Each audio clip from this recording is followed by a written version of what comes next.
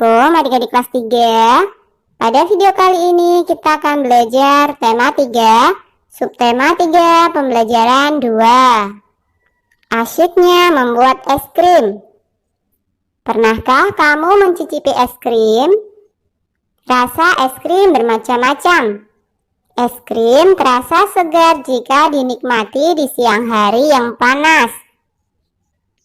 Coba lakukan percobaan berikut secara berkelompok.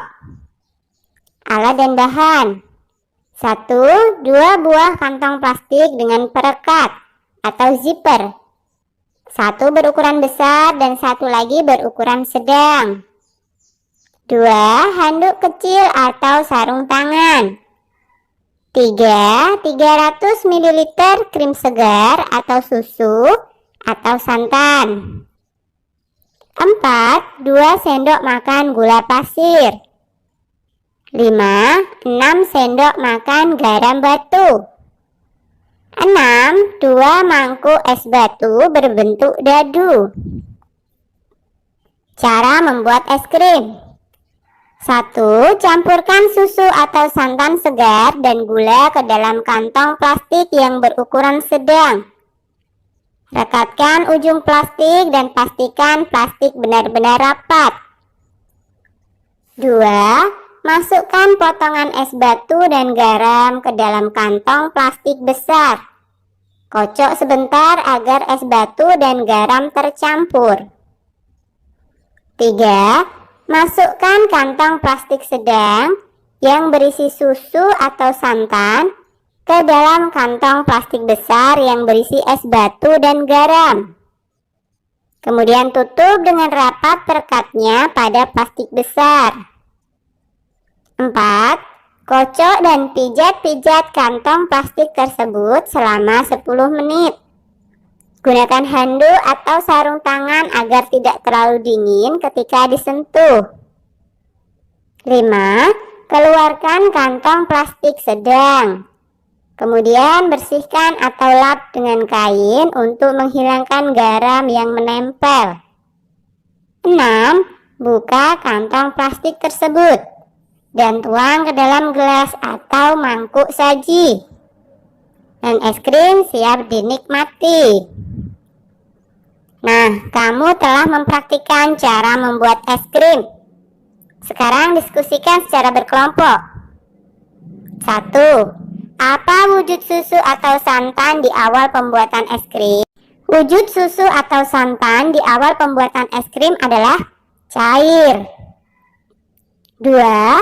Apa wujud susu atau santan di akhir pembuatan es krim?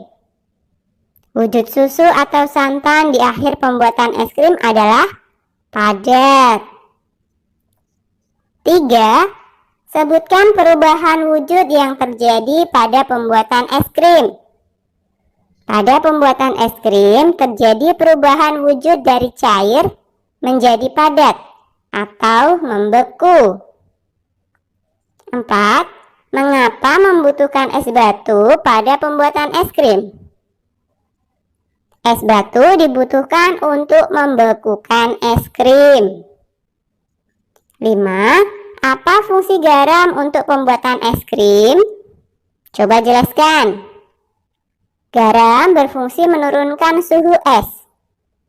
Es yang suhunya telah turun kemudian akan menyerap banyak kalor dari adonan es krim, sehingga adonan es krim dapat membeku. 6. Apakah pembuatan es krimmu berhasil? Coba ceritakan. Pembuatan es krim berhasil berkat kerjasama antar kelompok, tanggung jawab setiap anggota, dan kekompakan. Pernahkah kamu menyimpan air dalam plastik di lemari pembeku? Apa yang akan terjadi dalam beberapa jam? Tentunya air akan berubah menjadi es, bukan? Meskipun kamu membuka ikatan plastik itu, ternyata es tidak akan tumpah. Mengapa demikian? Wujud air berubah dari cair menjadi padat. Perubahan wujud dari cair menjadi padat disebut membeku. Sekarang dapatkah kamu menyebutkan contoh lain perubahan wujud dari cair menjadi padat dalam kehidupan sehari-hari? Contohnya misalkan 1. Adonan gula setelah dingin menjadi padat pada pembuatan gula Jawa. 2. Agar-agar berwujud cair lama-kelamaan akan menjadi padat. 3. Minyak goreng menjadi padat saat suhu dingin. 4. Air yang dimasukkan ke dalam freezer lama-kelamaan akan membeku menjadi es batu. 5. Lilin yang mencair setelah dingin akan menjadi padat. Nah, kamu telah mengerjakan pembuatan es bersama kelompokmu. Adakah pembagian tugas di dalam kelompok? Dengan pembagian tugas, pekerjaan menjadi mudah dan ringan. Begitu juga di sekolah. Siswa di sekolah ada peran masing-masing. Contohnya di SD Nusantara tempat Siti dan teman-temannya bersekolah. Ada guru yang mengajar sehari-hari di kelas. Ada pula kepala sekolah yang memimpin sekolah. Nah, kerjakan secara berkelompok. Carilah informasi tentang peran-peran yang ada di sekolahmu, selain peran siswa. Isikan hasilnya pada tabel berikut. Yang pertama, guru kelas.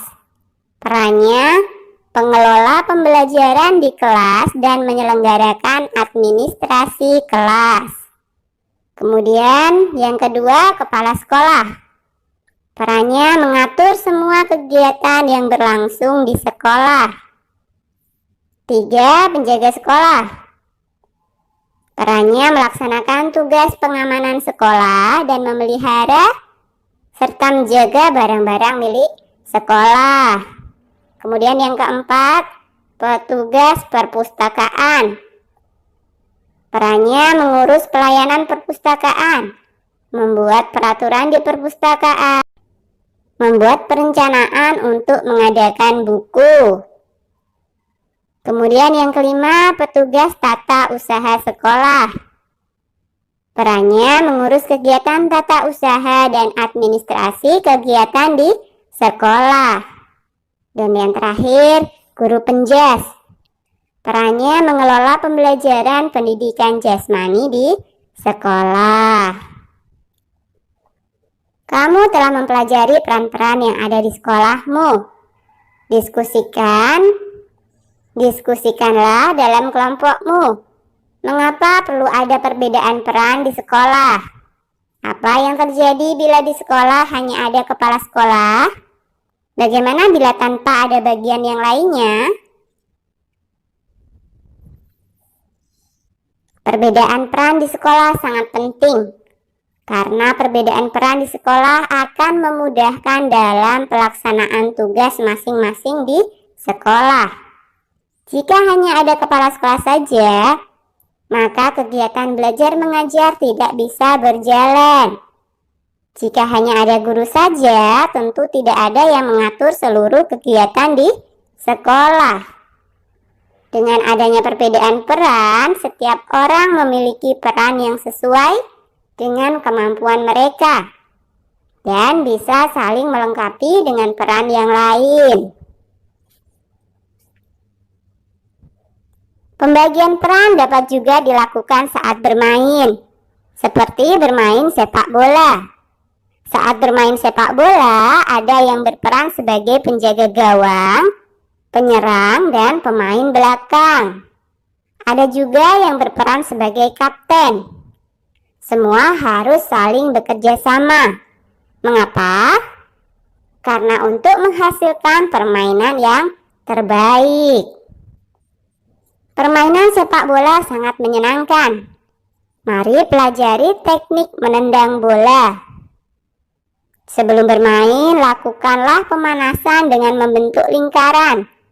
Jika gurumu memberi aba-aba mencair, maka kamu harus berlari. Jika gurumu memberi aba-aba membeku, maka kamu harus segera berhenti di posisi terakhirmu.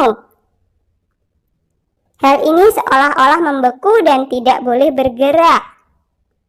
Anak yang bergerak saat membeku akan dikeluarkan dari barisan. Setelah itu, berlatihlah menendang bola ke tujuan tertentu.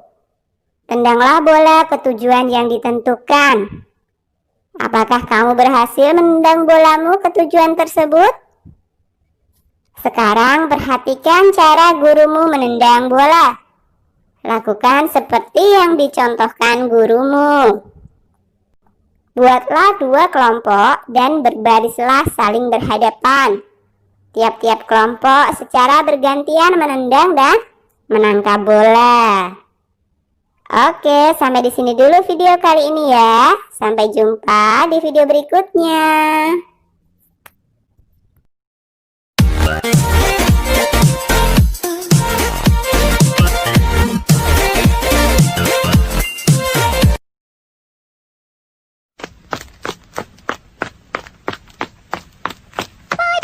Belajar tema 3, subtema 3, pembelajaran 3. Kemana perginya air? Pernahkah kamu mencuci baju atau membantu ibu cuci baju? Coba perhatikan apa yang terjadi saat baju basah dijemur di bawah terik matahari. Ternyata baju yang basah lama-kelamaan mengering. Mengapa hal ini dapat terjadi? Ayo diskusikan bersama temanmu. Lakukan percobaan di bawah ini. Alat dan bahan: 1. 2 buah piring kecil. 2. Air. 3. Gelas ukur. Langkah percobaan: 1. Isi 2 buah piring kecil dengan air. Tiap-tiap piring diisi air sebanyak 100 ml. 2.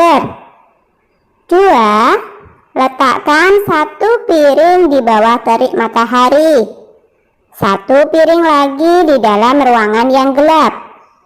Ruangan yang tidak terkena terik matahari. 3. Biarkan selama 3 jam. 4. Perhatikan air dari tiap-tiap piring.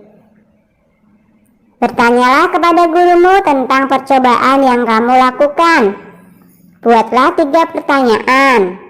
Temukan jawabannya melalui kegiatan diskusi bersama di kelas.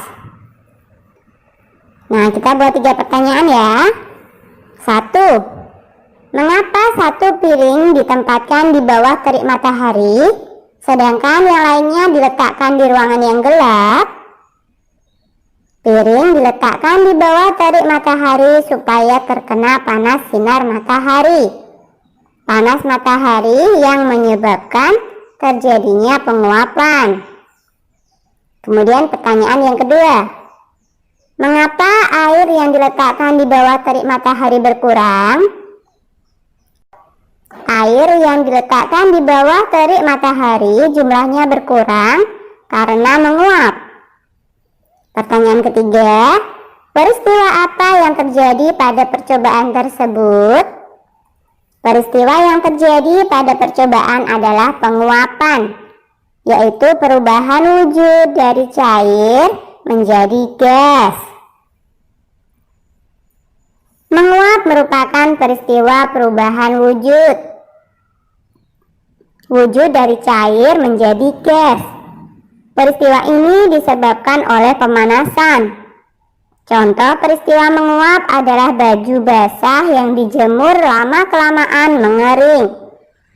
Air dalam baju menguap karena terkena panas matahari. Bagaimana dengan percobaan yang kamu lakukan?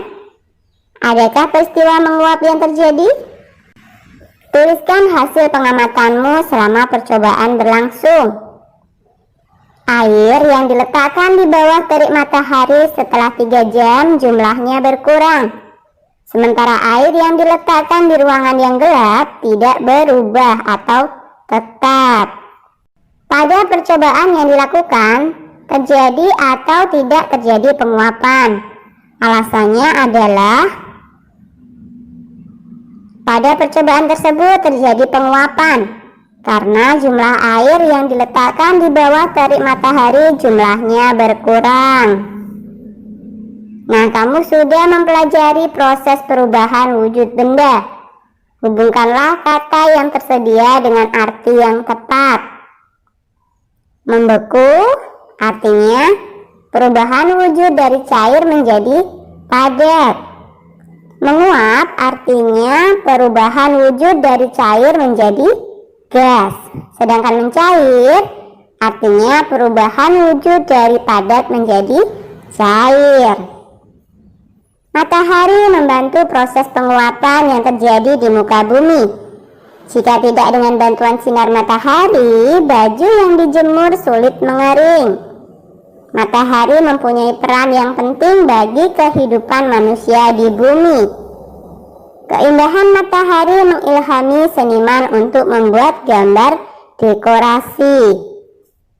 Gambar dekorasi yang bertema matahari. Ada beberapa motif matahari di sekitar kita. Lihatlah motif berikut ini. Siapkan kertas gambar. Gambarlah matahari dengan rancangan garis-garis. Kamu dapat mencontoh pada pembelajaran sebelumnya. Buatlah komposisi warna yang indah pada karyamu.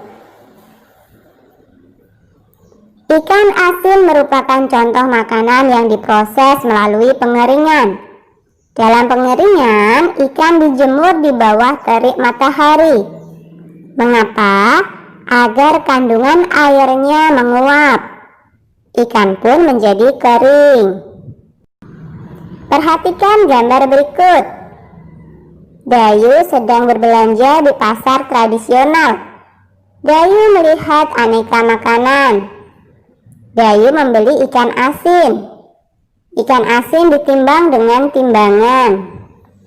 Timbangan menunjukkan berat sebagai berikut. Berat ikan asin 2 kg 500 gram. Ingat ya, 1 kg sama dengan 1000 gram. Berapa gram berat ikan asin yang dibeli Dayu?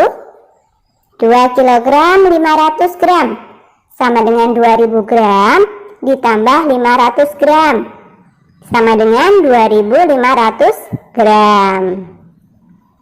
Setelah berkeliling pasar, Dayu pun membeli kerupuk. Kerupuk juga makanan yang diproses dengan cara dikeringkan. Timbangan menunjukkan berat kerupuk 1300 gram. Berapa kilogram berat kerupuk? 1300 gram sama dengan 1000 gram ditambah 300 gram sama dengan 1 kg ditambah 300 gram. Jadi kerupuk yang dibeli Dayu adalah 1 kg 300 gram. Perhatikan gambar tiap-tiap timbangan. Bantulah Dayu menemukan besaran yang tepat. 5 kg sama dengan 5000 gram. 9 kg sama dengan 9000 gram. 3 kg sama dengan 3000 gram. 7 kg sama dengan 7000 gram. 1 kg sama dengan 1000 gram. 4 kg sama dengan 4000 gram. 6000 gram sama dengan 6 kg. Dan 8000 gram sama dengan 8 kg. Sekarang hitunglah dalam satuan gram. 1, 2 kg ditambah 100 gram sama dengan 2000 gram ditambah 100 gram sama dengan 2100 gram. Kemudian yang kedua, 4 kg ditambah 200 gram sama dengan 4000 gram ditambah 200 gram sama dengan 4200 gram. 3 kg ditambah 500 gram sama dengan 3000 gram ditambah 500 gram sama dengan 3500 gram. Kemudian nomor 4, 5 kg ditambah 800 gram sama dengan 5000 gram ditambah 800 gram sama dengan 5800 gram. Kemudian yang terakhir 1 kg ditambah 400 gram sama dengan 1000 gram ditambah 400 gram sama dengan 1400 gram. Oke, sampai di sini dulu video kali ini ya. Sampai jumpa di video berikutnya.